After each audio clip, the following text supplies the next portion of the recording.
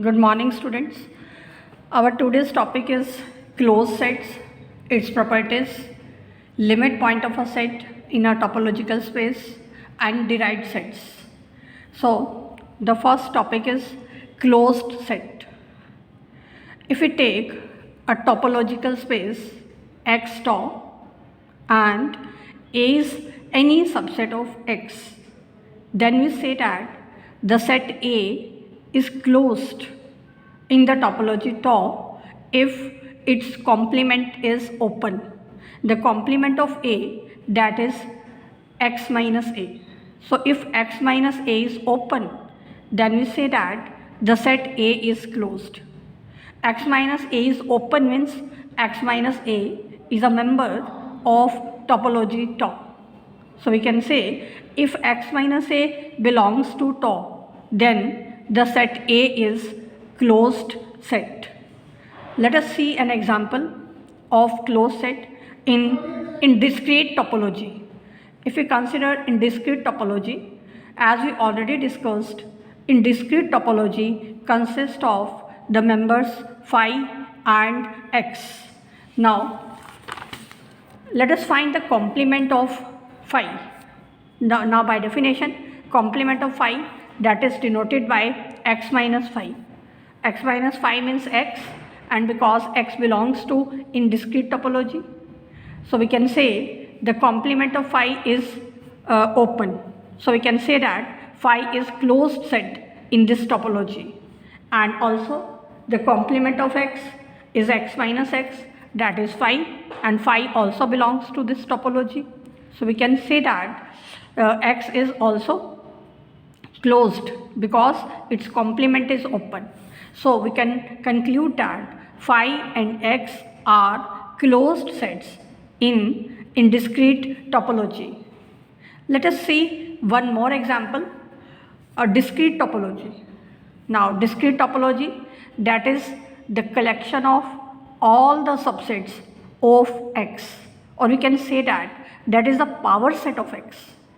Now if we take any member from this topology, then if we take A belonging to this topology, then x minus A, that is also a subset of x. So that therefore x minus A also belongs to this topology, or we can say that x minus A is open. If x minus A is open, then A is closed. So we can say that A is closed. Now from here we can conclude that every set of discrete topology, that is open as well as closed. Now next we discuss the properties of closed sets. So if we take a topological space X top and alpha is the collection of all the closed sets in X, then this collection is non-empty and satisfies the following conditions. First condition, phi and x belongs to this collection alpha, means phi is closed, x is closed.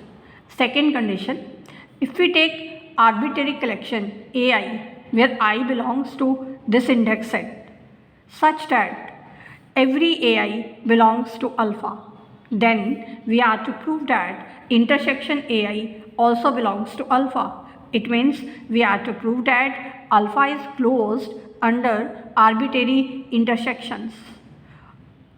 It means we are to prove that arbitrary intersection of closed sets is closed. In the third property, we prove that if we take two members A and B belonging to the collection alpha, then their union also belongs to alpha. Means alpha is closed under finite unions. It means we can say that finite union of closed sets is closed. Now let us discuss these properties one by one. So the first property, firstly we will show that phi is closed, means the complement of phi should be open. Now let us find the complement of phi. By definition, complement of phi means x minus phi. Now x minus phi is x and x belongs to topology. So we can say that the complement of phi is open. So phi is closed. Now we show that x is closed. So let us find the complement of x. By definition, complement of x is x minus x. This is phi and phi belongs to the topology. So we can say that the complement of x is open, so x is closed. Now next property.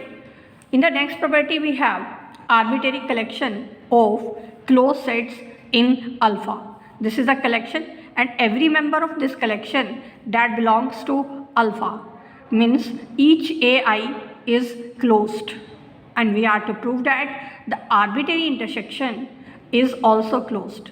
Let us denote A is the intersection of these AIs.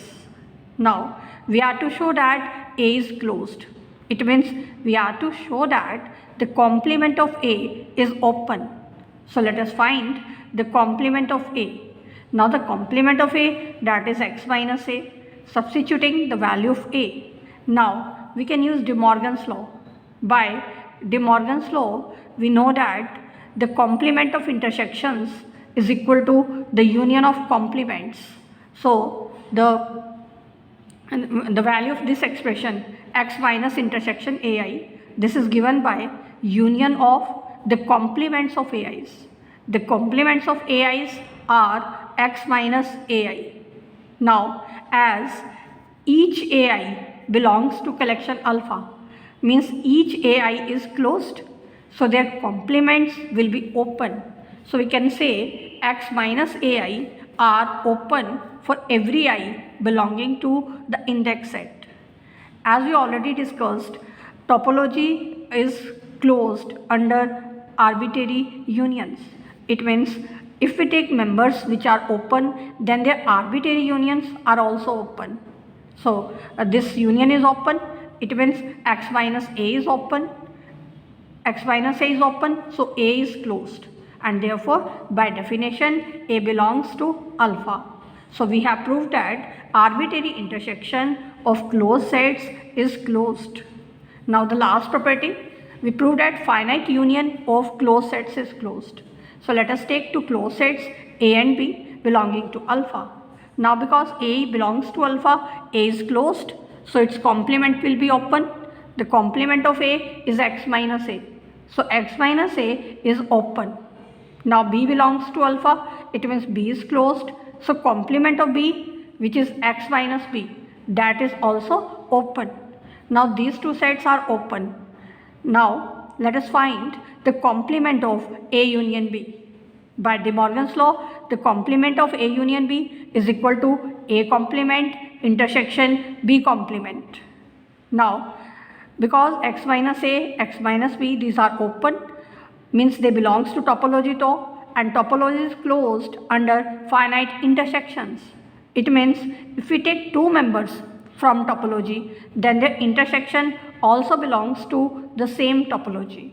So this belongs to tau, and from here we can say x minus A union B is open.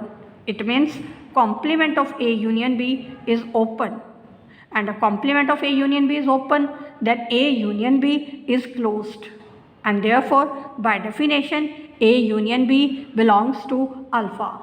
So this completes the properties of closed sets. Now our next topic is limit point of a set in a topological space. So let us take x tau be a topological space and is any subset of x. Then an element x of this topological space is said to be limit point of the set A if every neighborhood of this element x contains at least one element of A another than x.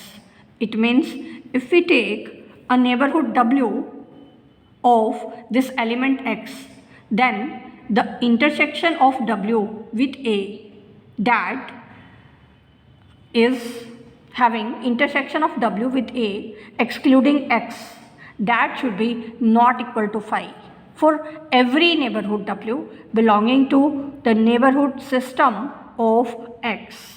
So this is the condition for this x to be the limit point of the set A.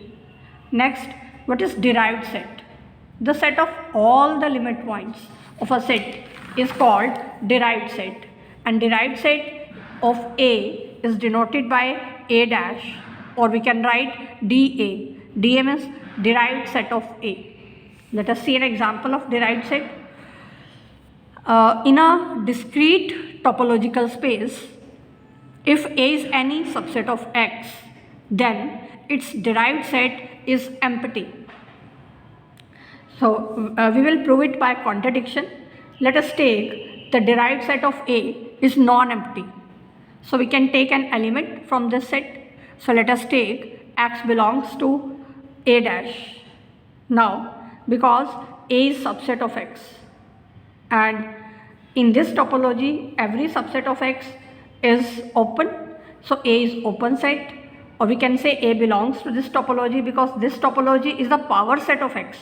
It contains all the subsets of this set X. So if A is subset of X, A will belong to this topology.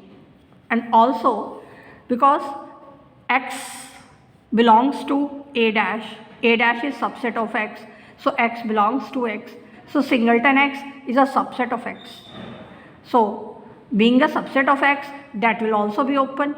So this is open, and a set is open, then it is neighborhood of each of its points. So therefore this is neighborhood of point X. Now we have obtained a neighborhood of X. Now its intersection with A, that is a subset of this set, and we can see that the intersection of A with this set excluding the singleton X, that is phi.